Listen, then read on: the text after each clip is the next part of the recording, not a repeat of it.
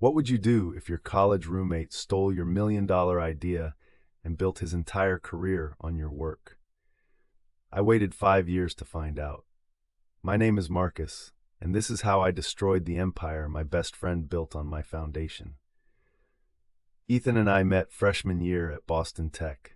We clicked immediately over late-night coding sessions and dreams of changing the world. By junior year, we were inseparable, finishing each other's sentences and sharing everything. I spent 8 months developing an algorithm for a scheduling app that used machine learning to predict optimal meeting times across time zones. It was elegant, revolutionary, and I was naive enough to share every detail with Ethan during our nightly brainstorming sessions. "This is genius," Ethan told me one Thursday night in March. "You're going to revolutionize how remote teams work." I remember feeling proud that my best friend believed in me. I had no idea he was taking notes for himself. 2 weeks before I planned to file my provisional patent, Ethan suddenly stopped coming to our study sessions. He said he was swamped with his senior project. I didn't think anything of it at the time. Then I saw the TechCrunch article. Harvard dropout launches TimeSync, the AI scheduling assistant everyone's talking about. There was Ethan's face, smiling confidently, describing my algorithm nearly word for word. I felt like I'd been punched in the stomach. My hands shook as I read through the press release. Every feature, every innovation, every single thing I'd shared with him in confidence was now his company's intellectual property. I called him 17 times that day. He finally answered at midnight. "Marcus, hey, listen, I can explain," he started, but his voice had that rehearsed quality of someone who'd been practicing their lies. "You stole my work," I said, my voice barely steady. "We talked about this for months. I showed you everything." His response still echoes in my mind. "Ideas are cheap, Marcus. Execution is what matters. You would have just sat on it forever." I consulted 3 lawyers. They all said the same thing. Without documentation proving I'd developed it first, and with Ethan having filed first, I had no case. My word against his, and he had a filed patent application and investor meetings to back his timeline. I could have gone to the press, tried to wage a public battle, but I was a broke college senior against a startup founder with venture capital backing.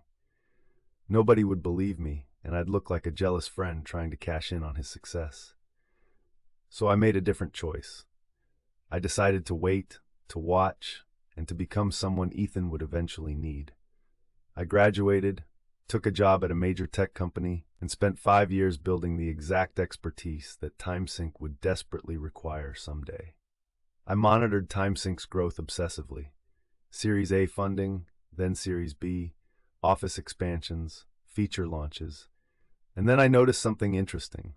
They were struggling with enterprise scaling.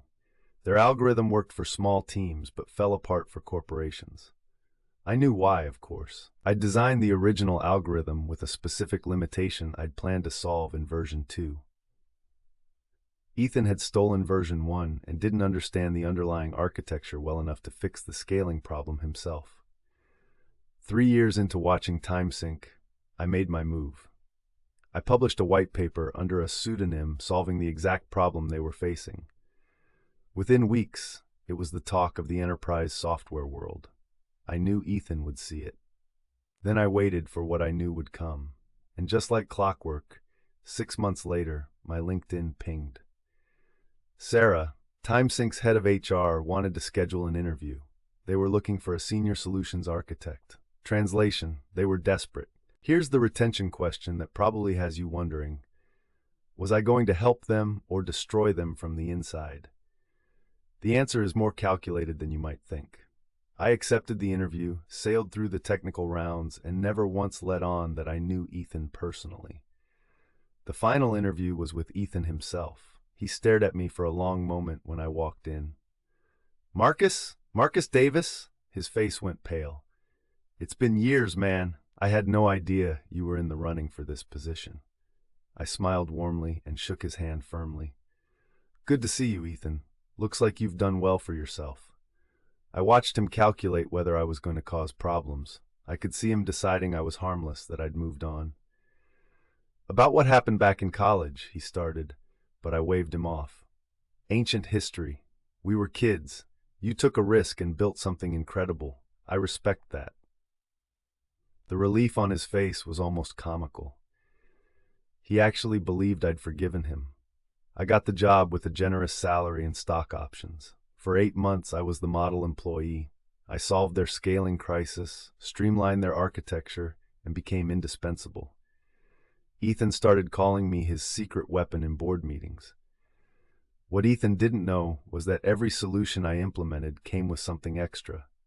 Deeply buried dependencies that only I fully understood. Nothing malicious that would harm users, just technical architecture that made me the only person who could maintain certain critical systems. Then I started documenting everything. Every conversation where Ethan took credit for my ideas in meetings. Every Slack message where he claimed my solutions as his insights. I built an undeniable record of his pattern of theft, now in corporate communications. I also quietly reached out to Derek, one of TimeSync's major investors who I'd met at a company party. Over coffee, I mentioned I'd been doing some historical patent research and found some interesting discrepancies in TimeSync's original filing. His eyes narrowed with interest. "What kind of discrepancies?" Derek asked. I pulled out my old college notebooks, time-stamped and dated, with the entire algorithm documented. Then I showed him my emails to my academic advisor from months before Ethan's filing, describing the same system in detail.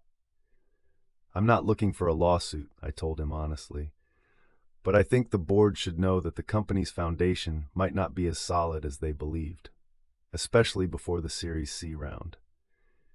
Derek's expression told me he understood the implications perfectly. The board meeting happened 2 weeks later. I wasn't invited, but Sarah told me it was brutal. Derek had done his own investigation, found my academic advisor who confirmed my story, even tracked down mutual friends from college who remembered me working on the project. Ethan was given a choice: step down as CEO and face potential legal action from investors for fraud, or accept a restructuring where he'd become a figurehead while real operators took control. He chose the latter, clinging to his title while losing all actual power. But here's where my revenge became truly poetic. Derek offered me Ethan's job. "You clearly understand this technology better than anyone," he said, "and you've proven yourself invaluable to this company. We want you as CEO." I accepted, with one condition. I wanted proper attribution for the original algorithm. The company's patent filings were amended to include my name as the original inventor. The website, the press materials, everything now acknowledged the truth. My first day as CEO, I walked past Ethan's new office. It was a quarter the size of his old one, tucked in a back corner. He looked up as I passed, and our eyes met. No words were necessary. He knew exactly what had happened. I didn't fire him. That would have been too quick, too merciful. Instead, I kept him on at a generous salary doing meaningless work, attending meetings where I made decisions about the company built on my stolen idea. Every day, he had to watch me succeed with what should have been ours together. TimeSync went public 2 years later. My shares made me wealthy beyond anything I'd imagined back in that college dorm room. Ethan's shares, reduced after the restructuring, made him comfortable, but not remarkable. He stayed with the company for 3 more years before quietly leaving. The last time I saw him was at a tech conference 5 years after I became CEO. He approached me at the bar, looking older and tired. "You played me perfectly," he said quietly. "I never saw it coming." I just smiled and raised my glass. "You taught me an important lesson, Ethan," I told him. "Ideas aren't cheap, execution matters, and the best execution is patient." He nodded, understanding finally dawning, and walked away. I never heard from him again. The truth is, I could have destroyed him faster, louder, more publicly. But where's the satisfaction in that? Real revenge isn't about the explosion, it's about the slow burn.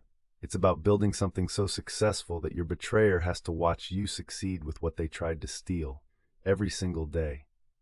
TimeSync is now worth over $2 billion. My name is on patents, in textbooks, in case studies at business schools. Ethan's name appears in early company history, as a co-founder, footnoted with the truth. Some people say I should have let it go, that holding a grudge for 5 years was too long. But was it really a grudge if I was just claiming what was always mine? So here's my question for you. If someone stole your dream and built their success on your work, would you have the patience to wait years for the perfect moment? Or would you want immediate revenge? Let me know in the comments what you would have done differently.